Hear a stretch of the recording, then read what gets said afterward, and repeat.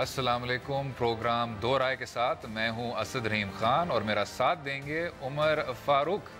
آج اور ابھی دو رائے میں ایم کیو ایم کے پرانے ساتھیوں مصطفیٰ کمال اور عشرت العباد کے درمیان الزام تراشی کا تبادلہ. کراچی کی سیاست میں انتشار تھم نہ سکا. دوسرے حصے میں بات کریں گے شدت پسندی سے نبٹنے کے لیے پالیسی پر. کیا شدت پسندی کا ناسور ختم ہو پائے گا؟ اور آخر میں کچھ بات کریں گے بھارتی وزیر اعظم نریندر مودی کی، جنہوں نے مبینہ سرجیکل سٹرائک کو اسرائیل کی کارروائیوں سے تشبیہ دے دی.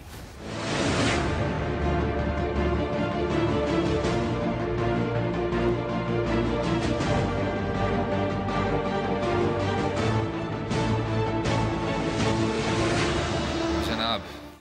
ہاں جی اسد صاحب، یہ جو ہے نا صورتحال کراچی کی، جی تو ایسے لگ رہا ہے جیسے مطلب وہ خواہش کا اظہار میں نے کچھ لوگوں کو کرتے سنا کراچی میں، یہاں پہ بھی، کہ یہ عشرت العباد یا ان کو رشوت العباد اب وہ کہہ رہے ہیں جی کہہ تو یا وہ مصطفیٰ کمال کی بجائے مصطفیٰ کدال کہہ رہے ہیں.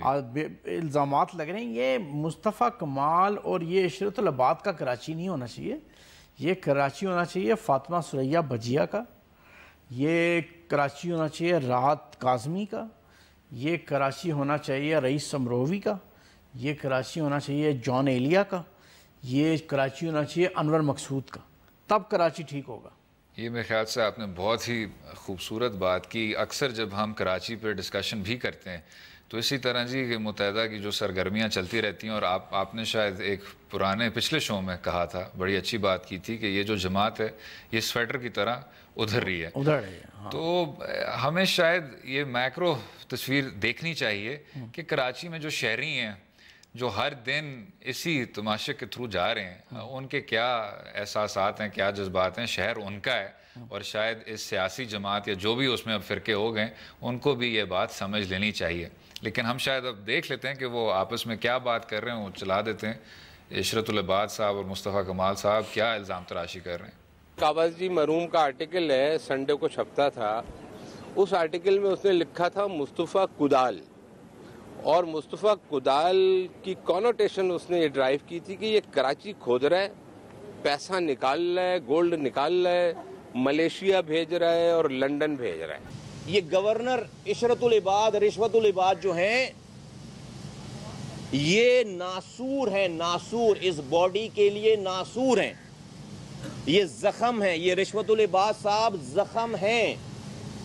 جب تک اس ناسور کو ایڈریس نہیں کریں گے یہ شہر، یہ صوبہ، یہ ملک ترقی نہیں کرے گا. یہ جی آپ نے سن لیا، کوئی کاوز جی صاحب کے بھی پرانے آرٹیکلوں کا حوالہ دیا اور الزامات. ایک طرح سے افسوسناک بھی ہے، ایک طرح سے وہ جو پرانی جو باتیں ہیں اصل کی، وہ جو سرفیس کے نیچے تھیں وہ کھل کے سامنے آ رہی ہیں، لوگوں کو پتہ چل رہا ہے. مطلب یہ دیکھیں نا کہ یہ آج سے 1 سال پہلے تک یہ سب ان لوگوں کو برا بھلا کہا کرتے تھے جو 12 مئی کے بارے میں کہتے تھے کہ وہ ایم کیو ایم کی کارروائی ہے.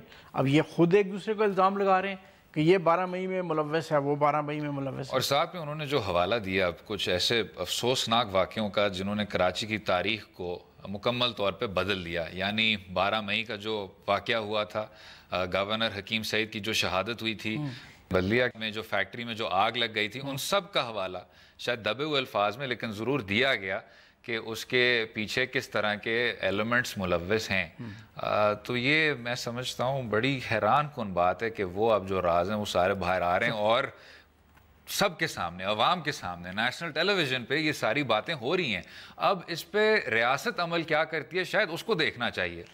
اب ان سب باتوں کے سامنے آنے کے باوجود اگر ایم کیو ایم کو اسی طرح ووٹ پڑ جاتا ہے جو پہلے پڑتا رہا ہے، تو پھر آپ یہ سیفلی یہ بات کہہ سکتے ہیں کہ ایک کرمنالٹی کی ایک ایکسیپٹیبلٹی کراچی کی سوسائٹی میں بن گئی ہے کہ اگر آپ یہ سب باتیں سن کے بھی، بلدیہ ٹاؤن کا تو یار ہولناک واقعہ ہے یار، ہولناک.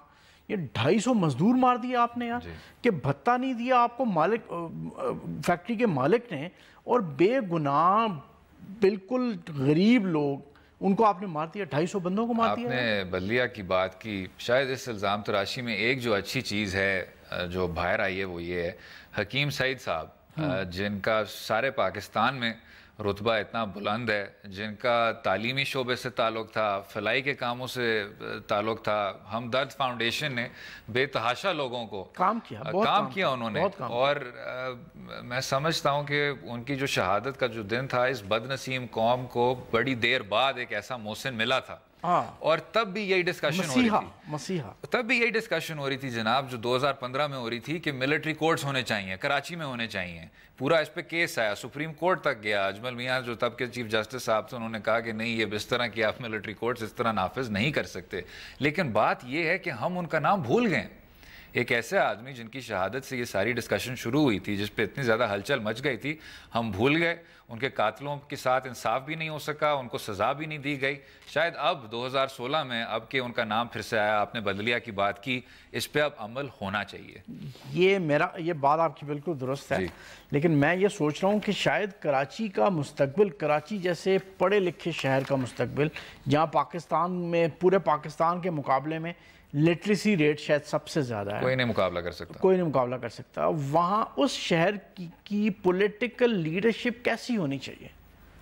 ایسی جو بلدیہ ٹاؤن اور حافظ حکیم سعید اور ان لوگوں کو قتل کرتی پھرے، یا کوئی ریزنیبل، کوئی ایجوکیٹڈ، کوئی یا تو دیکھیں نا میڈل کلاس کی جو پولیٹیکل لیڈرشپ رائز کرتی ہے نا، اس میں فاشسٹ ٹینڈنسیز ہمیشہ سے ہوتی ہیں، دیکھو نا وہ جو فاشزم جرمن میں ایمرج کیا تھا اس کے پیچھے بھی میڈل کلاس، جہاں میڈل کلاس آتی ہے وہاں فاشزم آ جاتی ہے۔ آپ دیکھیں نا جرمن کی تاریخ، وہ ایک مثال ہے، وہ جو میڈل کلاس کی کچھ تحریکیں ہیں وہ سب سے زیادہ، یہ دوسری مثال ہے، یہ ہمارے سامنے دوسری مثال ہے، شاید آپ کو دوسری ایک مثال مل گئی، لیکن اس کا یہ مطلب نہیں ہے کہ جہاں میڈل کلاس کی نمائندگی ہوتی ہے اس میں آپ دباؤ اور فاشزم۔ میں یہ نہیں کہہ رہا، میں تو یہ کہہ رہا ہوں کہ یہ ہمارے سامنے ہے کہ یہ middle class, lower middle class کی ریپرزینٹیٹیو باڈی، اور ان کی جو اب وہ خود ایک دوسرے کے بارے میں بتا رہے ہیں کہ یہ کام کرتے رہے۔ ٹھیک ہو گیا، چاہے آپ نے بات کی سیاسی قیادت کی، شاید ایک ایسی سیاسی قیادت کا یہ نتیجہ رہا ہے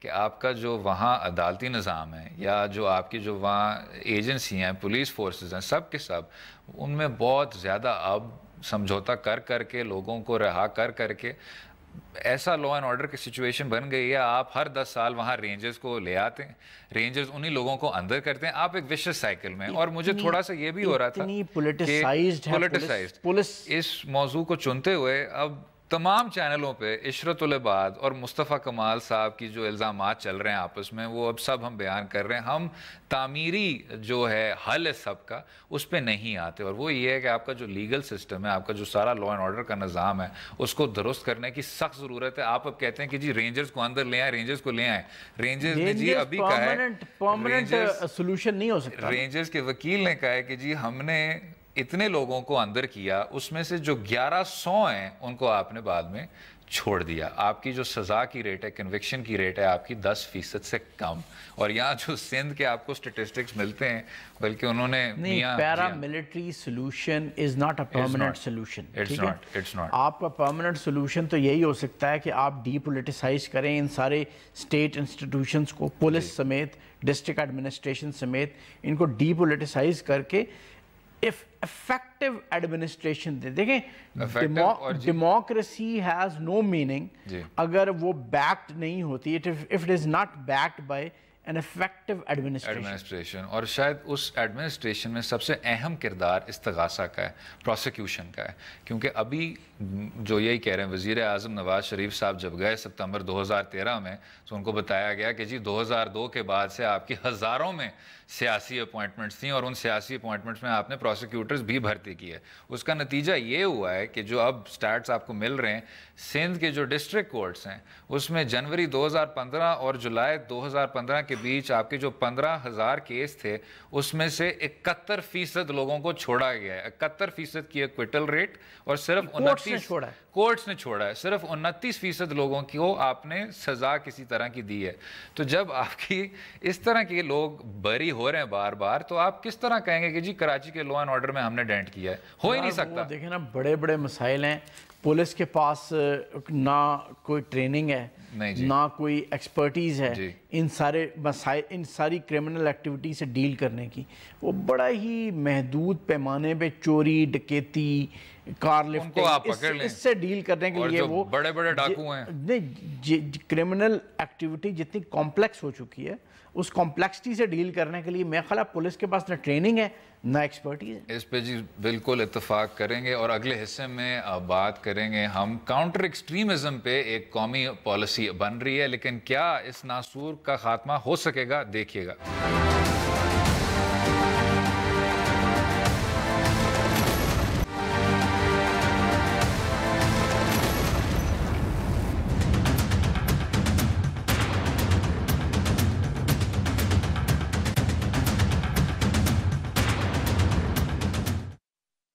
ویلکم بیک ٹو دو رائے. بات کریں گے شدت پسندی سے نبٹنے کے لیے پالیسی پر. جی جناب یہ دیکھیں نا، یہ شدت پسندی کو عام طور پہ لوگ، یہ جو کاؤنٹر وائلنٹ ایکسٹریمزم کا نام یہ آیا تو ویسٹ سے ہی ہے، ہاں جی، لیکن یہ عام طور پہ لوگ مکس کر جاتے ہیں اس کو کاؤنٹر ٹیررزم سے. Counter violent extremism totally distinct from counter terrorism سے. مطلب اس میں آپ سافٹ پاور امپلائے کرتے ہیں، اسٹیٹ کی سافٹ پاور، سوسائٹی کی سافٹ پاور. آپ نیریٹو چینج کرنے کی کوشش کرتے ہیں. آپ ان لوگوں کو جو ولنریبل ہوتے ہیں ایکسٹریمزم یا ٹیررزم کی طرف، ملیٹنسی کی طرف جانے کی طرف ولنریبل ہوتے ہیں، ان کی لائف میں انٹروین کرتے ہیں اور ان کو ایک رستہ دکھاتے ہیں نیا، جو ایکسٹریمزم سے اور ٹیررزم سے، ملیٹنسی سے دوسری طرف ان کو لے جاتے ہیں، امن کی طرف لے جاتے ہیں، ایک ان کو فعال شہری بنانے کی کوشش کرتے ہیں. اس پہ کام جو ہونا ہے وہ 3 سطحوں پہ ہو رہا ہے. ایک تو آرمی 1-2 سینٹرز رن کر رہی ہے، ایک سوات میں رن کر رہی ہے. میرے خیال ہے لاہور کے کچھ انڈسٹریلسٹ ہیں جو اس کو فنانس کر رہے ہیں، لیکن ایکسپرٹیز اس میں آرمی کی استعمال ہو رہی ہے، جو سباؤن کے نام سے میرا خیال ہے وہ سینٹر رن ہو رہا ہے. ایک پاکستان کی فیڈرل گورنمنٹ ایک پلان بنا رہی ہے تمام 4 پروونسز میں کاؤنٹر وائلنٹ ایکسٹریمزم سینٹرز بنانے کی. یہ مجھے آج ہی ایک انٹیریئر منسٹری کے ایک آفیشل نے آج ہی بتایا کہ ہم تمام پروونسز میں ایک سینٹر بنا رہے ہیں جس میں لوگوں کی زندگیاں تبدیل کرنے کی کوشش کی جائے گی. اور ایک بڑے پیمانے پہ جو این جی اوز ہیں جو ویسٹرن فنڈنگ کے ذریعے کاؤنٹر وائلنٹ ایکسٹریمزم کے پروگرامز رن کر رہی ہیں، چھوٹے چھوٹے 20-20 25-25 30-30 لوگوں کے، یہ کافی عرصے سے رن کر رہی ہیں. اور شاید انہوں نے ساتھ میں ایک ریہیبلیٹیشن کا بھی ایک ایسا نظام وہ قائم کرنے کی کوشش کر رہے ہیں جو ان سارے انتہا پسندوں کے بیچ ڈسٹنگوش کرے کہ ان میں سے کون کرنا چاہ رہا ہے انتہا پسندی، کون سرنڈر کر چکا ہے، کس میں وہ جراثیم نظر آتے ہیں کہ بعد میں شاید انتہا پسندی کے کسی ایکٹ میں وہ ملوث ہو. تو یہ میرے خیال سے بڑی اچھی بات ہے کہ آپ کی جو ریہیبلیٹیشن پالیسی ہے وہ شاید اتنی نفیس ہے کہ وہ ان ساروں میں فرق کر سکتی ہے اور اس کے مطابق پھر ریہیبلیٹیشن کا کوئی نہ کوئی لاہ عمل طے کر سکتی ہے. ہمارے ساتھ ریزیڈنٹ ایڈیٹر ہیں ڈان نیوز کے پشاور سے اسماعیل خان صاحب اسی موضوع پہ. جی اسماعیل خان صاحب ویلکم. جی السلام علیکم جناب. یہ جو اب پورے ملک میں یہ کوشش کر رہے ہیں کارروائی ہو شدت پسندی کے خلاف، اس پہ کیا رائے ہے آپ کی کہ کوئی تعمیری قدم لیے جا رہے ہیں؟ دیکھیں میرے خیال میں ریہیبلیٹیشن تو بالکل ایک لیٹرل ایک سٹیج ہے جی، اس سٹیج تک چیزوں کو معاملات کو نہیں پہنچنا چاہیے. میں آپ کو چھوٹا سا ایک واقعہ بتا دوں جو ابھی ذکر ہو رہا تھا کہ ریہیبلیٹیشن کا، اور یہ جو ایک there is a very thin fine line کہ آپ کو نہیں پتہ ہوتا کہ کب جو ہے ایک ایکسٹریمسٹ ریڈیکلزم سے وائلنٹ ہو جائے. اور میں آپ کو واقعہ سنا دوں 2001-2 کا. ایک پاکستانی پکڑا گیا تھا باگرام کابل میں، اور باگرام ایئر بیس پہ اس کو پھر رکھا گیا، اور امریکنز نے بعد میں اس کو ہینڈ اوور کیا ہمارے ہاں تورخم بارڈر کراسنگ پہ پاکستانی اتھارٹیز کو. یہاں پہ ایک سٹینڈرڈ آپریٹنگ ایک پروسیجر ہوتا ہے، GIT بنتی ہے، جوائنٹ انٹروگیشن ٹیم، اس میں ساری انٹیلیجنس ایجنسیز ہوتی ہیں. اور جو شخص حوالے کیے گئے پاکستانی، اس کی GIT ہوئی، جمیل نام تھا اس کی GIT ہوئی، اور ہماری انٹیلیجنس ایجنسیز نے اس کو وائٹ کر دیا، کیونکہ ان کے خیال میں یہ جو صاحب تھے جو گئے تھے افغانستان، وہ امریکیوں سے اور فورن فورسز سے لڑنے گئے تھے، اینڈ دیئر فور چونکہ اس کو پاکستان کے خلاف کوئی اس کے ایسے عزائم نہیں تھے تو ان کے خیال میں he did not pose any security threat to Pakistan and the national security.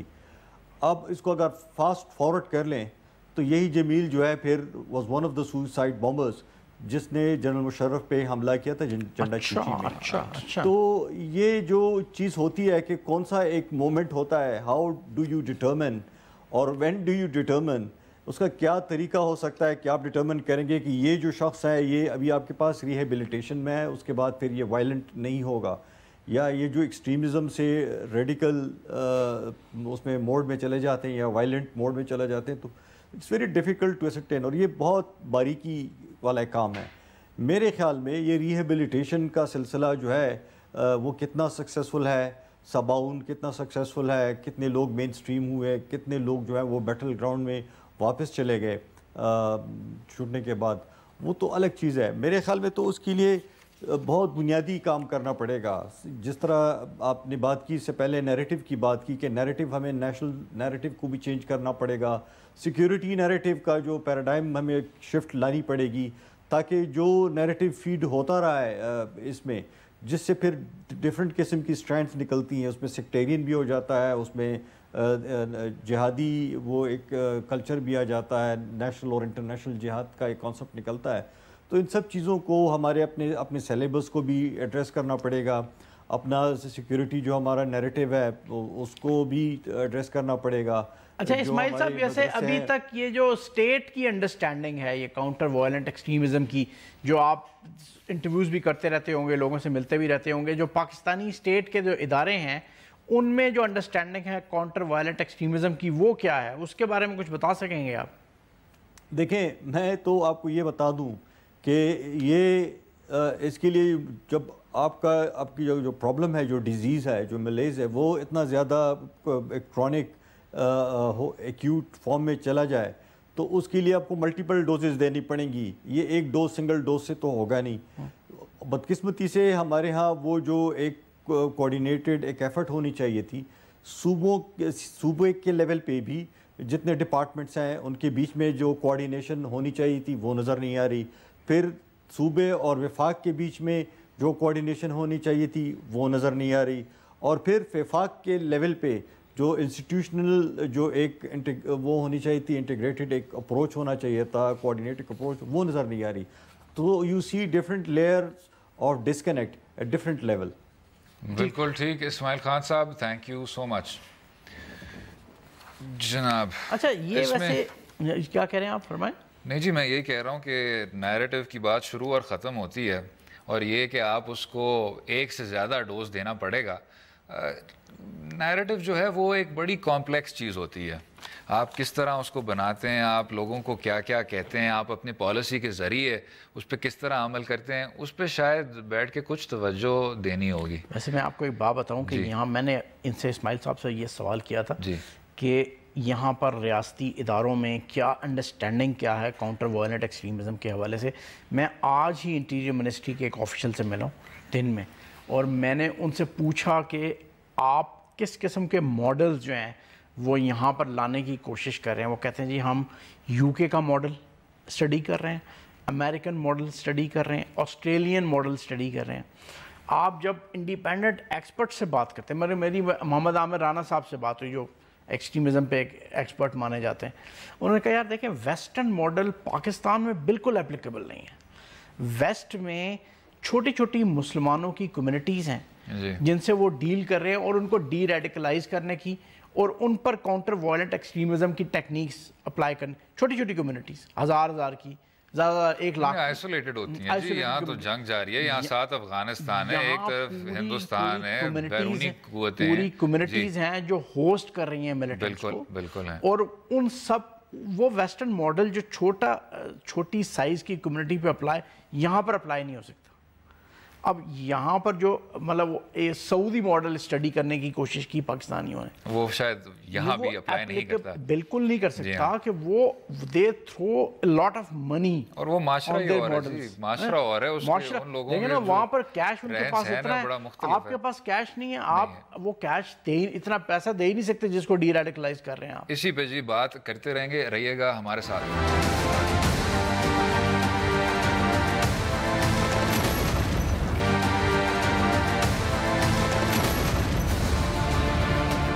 Welcome back to دو رائے. اب بات ہوگی شدت پسندی کے خلاف قومی پالیسی پر. آپ نے ایک بہت اچھی بات کی کہ جو امریکن ماڈل اور یورپین ماڈل دیکھ رہے ہیں اور سعودی ماڈل بھی دیکھ رہے ہیں, وہ آپ یہاں لاگو کر ہی نہیں سکتے. دیکھ وہی رہے ہیں ابھی, دیکھ تو وہی رہے ہیں, لیکن معاشرہ یہاں بڑا مختلف ہے. آپ کی جو تاریخ ہے وہ بڑی مختلف رہی ہے. افغانستان نے 2 بہت بڑی جنگیں دیکھی ہیں اتنے ہی وقت میں. آپ کے کچھ کلادم تنظیمیں جو جنوبی پنجاب سے شمالی وزیرستان تک ایسا وہ کر رہی ہیں, ان کا جو موومنٹ. جی یا 2015 فروری میں وائٹ ہاؤس میں پریزیڈنٹ اوباما نے ایک summit counter violent extremism summit کا کیا تھا, بالکل کیا تھا. اس کے بعد American government became very generous in its funding of the programs. ٹھیک ہے, اس کے بعد ہمارے جو میرا ریپرزینٹیٹیو پاکستانی ریپرزینٹیٹیو بھی وہاں گئے تھے, وہ اپنے سوسائٹی کے اندر بھی بہت جینرس فنڈنگ کر رہے ہیں, دوسرے ملکوں کو بھی فنڈنگ کر رہے ہیں کہ ہمارا ماڈل تم لے کے جاؤ اور اپلائی کرو. دیکھیں نا مسئلہ یہ, اب یہ مشاہد حسین صاحب واشنگٹن گئے تھے, واپس آئے, انہوں نے بھی ایک میٹنگ پریزائڈ کی جس کی کل خبر پڑی ہوئی تھی, جس کو ہم نے پڑھ کے یہ موضوع چنا. فنڈنگ تو آپ کے پاس آ جائے گی, اگر آپ ایک انڈیجنس ماڈل ایوالو نہیں کر پائیں گے نا تو آپ کا کام نہیں بنے گا. اور اس انڈیجنس ماڈل میں جو سب سے ضروری بات ہے وہ یہ ہے, آپ جب فنڈنگ کی بات کرتے ہیں, ایک کوئلیم فاؤنڈیشن ہے انگلستان میں, ان کے جو ماجد نواز صاحب ہیں, وہ مصر کے ایک پریزن میں رہتے ہوئے انہوں نے کہا کہ جی میرا جو دنیا کی طرف سارا رویہ تھا, ایٹیٹیوڈ تھا, وہ بدل گیا, میرا نظریہ بدل گیا. میں باہر آیا تو میں نے کہا کہ نہیں, ہم صرف انتہا پسندی سے لڑیں گے. اس طرح کے جو این جی اوز ہیں جو اوپر سے فنڈنگ لے کے ادھر ادھر لگاتے ہیں, 2-3 بڑے اچھے پالیسی تھنک ٹینکس میں بیٹھ کے خوبصورت قسم کی باتیں کرتے ہیں. جارج بش اور ٹونی بلیئر جیسے صاحبان جنہوں نے اتنی بڑی بڑی جنگیں کی ہوئی ہیں, اس انتہا پسندی کے اتنے بڑے بڑے وجوہات ہیں, ان سے مشورے لے کے انہی پالیسیز کو ٹرانسلیٹ کرتے ہیں. اس سے آپ کا حل نہیں ہوگا, اور وہ فارمولا ادھر بھی نہیں حل ہوگا. ادھر ایک جو شاید بڑا نقطہ ہے جو, اور اس پہ شاید لوگ اتنی توجہ نہیں دے رہے, وہ یہ ہے کہ آپ کو لوکل لیول پہ لوکل گورنمنٹس کے ذریعے محلوں میں جا کے, لوگوں کے گاؤں میں جا کے, چھوٹے چھوٹے سے نیبرہڈز میں جا کے, اس میں ایک یہ چیز انکلکیٹ کرنی ہے کہ آپ انتہا پسندی سے دور ہو جائیں. ہم نیشنل لیول کی بات کرتے ہیں, فیڈرل لیول کی بات کرتے ہیں, صوبائی لیول کی بات کرتے ہیں, یہ ساری چیزیں ضمنی ہیں. دیکھیں میں نے جتنے بھی ایکسپرٹس کو انٹرویو کیا ہے نا اس سٹوری کے حوالے سے, بے شمار کو کیا ہے, پاکستانی بھی, امریکن میں ابھی 3 ہفتے گزار کے آیا ہوں واشنگٹن میں اسی کو کاؤنٹر وائلنٹ ایکسٹریمزم کو اسٹڈی کرنے کے لیے, اور وہ سب کہتے ہیں پاکستان کو آلموسٹ اے کنسنسس کہ پاکستان کو پہلے ٹیررزم کو, ملیٹنٹ گروپس کو ڈیفیٹ کرنا پڑے گا before you start employing a soft power. لیکن یہ ساتھ ساتھ نہیں ہونا چاہیے سب, کہ آپ ان کو ملیٹریلی بھی ہرائیں, آپریشنلی بھی ہرائیں, لیکن ساتھ ساتھ معاشرے میں آپ وہ ایک نظریہ تو پیدا کریں, ایک نیریٹو کے خلاف تو لڑیں. کیونکہ ہو یہ رہا ہے کہ آپ کی جو رائٹ ونگ ہے یا آپ کی جو فار رائٹ ہے, جس کو آپ شاید کہیں جو انتہا پہ جا چکے ہیں, ان کا لوکل لیول پہ بہت سخت قسم کا ریچ ہے. وہ ہر جگہ پہنچ جاتے ہیں, ان کے فلائی کا کام ہے. وہ تھر پارکر میں حکومت سندھ سے پہلے اور افواج پاکستان سے پہلے آپ کی کچھ خلادم تنظیمیں پہنچ گئی تھیں جو ادھر لوگوں کی مدد کرنا شروع ہو گئی تھیں. تو ضمنی لیول پہ آ کے آپ نے ان لوگوں کا مقابلہ کرنا ہوگا, اور وہ اس طرح فیڈرل کانفرنسز کے ذریعے نہیں ہو پائے گا. میں آپ کو ایک چھوٹی سی اگزامپل دوں, جب یہ 2009 میں ساؤتھ وزیرستان میں پاک فوج گئی نا, تو بہت سے لوگ آئی ڈی پیز آئے, ڈیرہ اسماعیل خان, ٹانک اور ادھر اس ایریاز میں. تو میں وہاں گیا اور میں نے بہت سے لوگوں کو انٹرویوز کیے. ٹھیک, میں آپ کو بتاؤں یہ ملٹری پاور کیا امپیکٹ ڈالتی ہے سوسائٹی پہ, کہ یہ دس از اے فیکٹ. میں نے خود یہ کیسز دیکھے ہیں, اسٹڈی کیے ہیں, انٹرویوز کیے ہیں, کہ لوگ اپنی جو طالبان کا حصہ تھے نوجوان, وہ اپنی داڑیاں منڈوا کے آئی ڈی پیز کے ساتھ باہر نکل رہے تھے. بالکل ٹھیک. یہ ملٹری پاور امپیکٹ ڈالتی ہے سوسائٹی پہ. اگر آپ اس کو جا کے سمجھانا شروع کریں گے کہ یار یہ دیکھو اس طرح نہ لڑو, اس طرح نہ لڑو, اس کو نہ مارو, اس کو نہ مارو, شاید وہ امپیکٹ نہیں ہوگا. جب آپ ڈیفیٹ کر رہے ہوں گے اور ڈیفیٹڈ پاور جو ایز اے ڈیفیٹڈ فورس, یہ ان سے لوگ لا تعلقی کا اظہار کریں گے بڑے پیمانے پہ. یہ ہوا ہے, میں نے خود دیکھا یار کہ لوگوں نے جب گئے اور طالبان کو ڈیفیٹ کیا ساؤتھ وزیرستان میں, لوگ چھوڑ کے آئے ان کو. اور شاید اس شدت پسندی کے خلاف پالیسی کا مقصد ہی یہی ہے کہ آپ اس نوعیت تک پہنچیں ہی نہ, آپ میدان میں آنے کی آپ کو ضرورت پڑے ہی نہ. تو دیکھتے ہیں جی کہ کامیاب ہوتے ہیں کہ نہیں. آخر میں بات کریں گے, نریندر مودی نے کہا کہ اسرائیل کی کیپیبلٹی ہو گئی ہے سرجیکل سٹرائکس کی ہندوستان کی فوج کی. رہیے گا ہمارے ساتھ.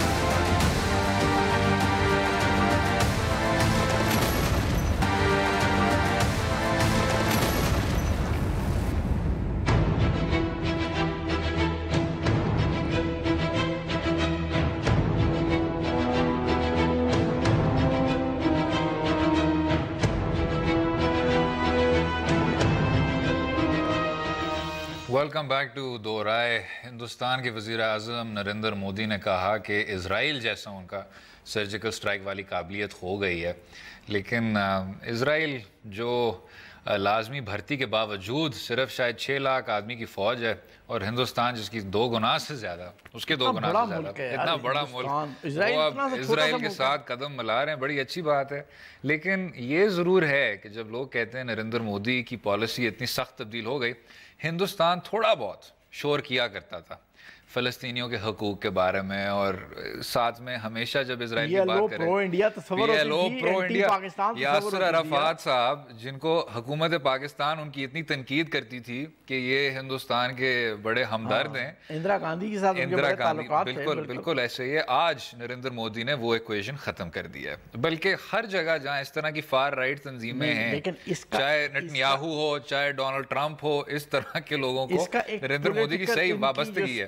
کی جو نا ایک پولیٹیکل ملٹری انالیسس بھی ہو سکتا ہے. جی جی. اور میرا خیال ہے کہ دیکھیں اسرائیلی انٹیلیجنس, اسرائیلی ایئر فورس, اسرائیلی کمانڈو گراؤنڈ فورسز نہتے ڈیفینس لیس پیلسٹینینز پہ اٹیکس کرتے ہیں. بالکل ایسے چھوٹے چھوٹے بچوں پہ. انڈیا کو یہ سمجھنا چاہیے کہ پاکستان نہ ڈیفینس لیس ہے, نہ اس کے پاس ایک کیپیبل ایئر فورس ہے, کیپیبل گراؤنڈ فورس ہے, اور بہت سی فورسز ایسی ہیں جو ریٹیلیٹ کر سکتی ہیں امیجیٹلی. تو آپ کو اسرائیل کے ساتھ اپنے آپ کو کمپیئر نہیں کرنا چاہیے. اسرائیل تو ڈیفینس لیس پیلسٹینینز پہ اٹیک کرتا رہے, نہ جن کے پاس ایئر کور ہے, نہ جن کے پاس ایئر ڈیفینس ہے, نہ جن کے پاس گراؤنڈ فورسز ہیں. آپ پاکستان کے بارے میں یہ نہیں کہہ سکتے نا, پاکستان بالکل ڈیفرنٹ کنٹری ہے. دوسری بات, جو سٹرائک آپ نے کی ہے نا اسرائیلی پیلسٹینینز کے خلاف, اس سے اسرائیل, یہ جارج پرکووچ ہیں ایک امریکن ایکسپرٹ, انہوں نے بھی ایک کتاب لکھی ہے ناٹ وار ناٹ پیس, پاک انڈیا ریلیشنز پہ. اس میں انہوں نے بڑا کلیئرلی کہا ہے کہ اسرائیل کبھی بھی پیلسٹینینز پر سرجیکل سٹرائکس کر کے اسٹریٹجک آبجیکٹیوز حاصل نہیں کر سکتا. جو حاصل کر سکا ہے وہ ریونج لے سکا ہے, اور اپنی ڈومیسٹک کانسٹیٹوئنسی کو سیٹسفائی کر سکا ہے. دوسری چیز, اسٹریٹجک آبجیکٹیو کبھی حاصل نہیں کر سکا.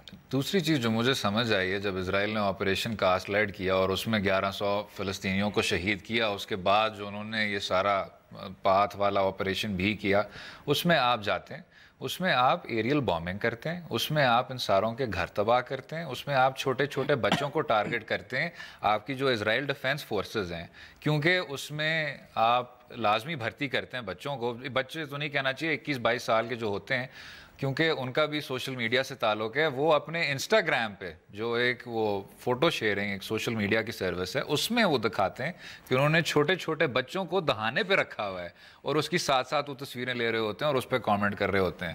تو جب آپ نے یہ بہت اچھی بات کی کہ نہتے اور بے گناہ بچوں کو مارنے سے آپ پاکستان کے ساتھ کوئی اس طرح کا مقابلہ نہیں کر سکتے, نہیں, لیکن آپ شاید کشمیر کے ساتھ تو ضرور کر سکتے ہیں. جب آپ سرجیکل سٹرائکس کی بات کرتے ہیں, آپ نے اسی اسی طرح کی کروئلٹی اور اسی طرح کی آپ نے درندگی کشمیر میں دکھائی، جہاں آپ اتنے چھوٹے چھوٹے بچوں کو، ان کی ماؤں کو اس طرح آپ اندھا کیے جا رہے ہیں۔ پاکستان کے ساتھ فرام اے ملٹری کانٹیکسٹ تو آپ یہ بات نہیں کر سکتے، لیکن اس میں مجھے تھوڑی سی اسٹریٹجک بات کم اور نریندر مودی کے جو اپنے جو ذاتی کچھ ہیں لائکس اور ڈس لائکس وہ نظر آتی ہے۔ جب یہ چیف منسٹر تھے، وزیر اعلیٰ تھے یہ گجرات کے، تو تب سے انہوں نے اس چیز پہ فوکس کیا ہے کہ اسرائیل کے ساتھ تعلقات بڑھائیں، ہاتھ بڑھائیں، ٹریڈ ریلیشنز بہتر کریں۔ یہ نریندر مودی کی ایک خاص پالیسی ہے۔ انڈین جو ملٹری ہے نا جی، اس وقت اسرائیل سے one of the largest importers of arms from Israel, weapons, ammunition اور بہت سی ٹیکنالوجی ٹرانسفر کے حوالے سے انڈین ملٹری فوکس کیے ہوئے اسرائیل پہ۔ One of the source of military technology is Israel. یہ چینج جو ہے میرا خیال ہے 1990s میں آنا شروع ہو گئی تھی، لیکن یہ بی جے پی کی گورنمنٹ کے آنے کے بعد اسرائیل انڈیا اسٹریٹجک اور ملٹری تعلقات بہت آگے چلے گئے ہیں۔ اور یہ میرا خیال ہے پاکستانیوں کو پتہ بھی ہے اس بات کا، بڑی اچھی طرح پتہ ہے کہ ملٹری ٹیکنالوجی ٹرانسفر بھی ہو رہی ہے، اسرائیلی ویپنز انڈیا میں پروڈیوس بھی کیے جا رہے ہیں۔ لیکن ہم جو اکثر مذاق اڑاتے ہیں ان لوگوں کا جو کہتے ہیں کہ جی ہندو لابی اور یہودی لابی ساتھ میں ملی ہوئی ہے، کیا آپ اس بات سے اتفاق کر رہے ہیں؟ نہیں وہ دیکھیں نا، وہ ہم یہ سب پاکستان کے دشمن ایک صفحے پہ، اور آپ یہ اس کو آپ اس طرح بھی کہہ سکتے ہیں کہ انڈیا کے جو تعلقات ہیں اسرائیل کے ساتھ وہ ٹوٹلی کمرشل بیسڈ ہیں، کیونکہ بہت سی اسرائیلی ملٹری کانٹریکٹرز کے کانٹریکٹس منسوخ کیے ہیں پچھلے منموہن سنگھ کی گورنمنٹ نے on account on the charges of corruption, لیکن ان کو اب بحال کر رہے ہیں آہستہ آہستہ سے نریندر مودی۔ اور نریندر مودی کا ایک اس میں یہ بھی خصوصی رول ہے کہ جو ایمرجنگ جو لوگ کہتے تھے کہ گجرات رائزنگ، اس کا بہت بڑا مقصد یہ بھی ہے کہ اسرائیل کے ساتھ جو انہوں نے سارے یہ معاہدے کیے ہوئے تھے، تجارتی معاہدے کیے ہوئے تھے ان کے ساتھ۔ بالکل کیے ہوئے تھے، بالکل۔ دیکھیں نا جی، مسئلہ یہ ہے کہ انڈینز کو یہ بات سمجھنی چاہیے کہ یہ جو خطہ ہے نا، یہ اس طرح جنگ کا متحمل نہیں ہو سکتا جس طرح عرب اسرائیل جو لڑائی چل رہی ہے، دہائیوں سے چل رہی ہے، وہ ایک دوسرے کو مار رہے ہیں، مر رہے ہیں۔ ہم اس طرح کے مطلب اس طرح کی لڑائی کے متحمل نہیں ہو سکتے، کیونکہ ہم دو کنونشنل ملٹری فورسز اس خطے میں بیٹھی ہوئی ہیں، اگر وہ ایک دوسرے سے تصادم کی طرف جاتی ہیں تو ٹوٹل ڈسٹرکشن ہے اس پورے ریجن کی۔ دوسری بات یہ ہے کہ اسرائیل اور عربز کے درمیان کوئی کلچرل ریلیشنز کبھی نہیں رہے۔ ہمارے اور ناردرن انڈینز کے ساتھ کلچرل ایفینٹی ہے، جس کی بہت سے پولیٹیکل لیڈر پاکستان میں بھی اور انڈیا میں بھی بار بار ذکر کر چکے ہیں۔ ہم کلچرلی ایک دوسرے کے بہت قریب ہیں، اور اس کلچرل ریلیشنز کو ہمیں آگے بڑھانا چاہیے، نہ کہ پیچھے دھکیلنا چاہیے۔ بالکل ٹھیک ہے، اس بات پہ ضرور اتفاق کریں گے۔ امید ہے آپ کو آج کا پروگرام پسند آیا ہوگا۔ کل تک مجھے اور عمر فاروق کو اجازت دیں۔ خدا حافظ۔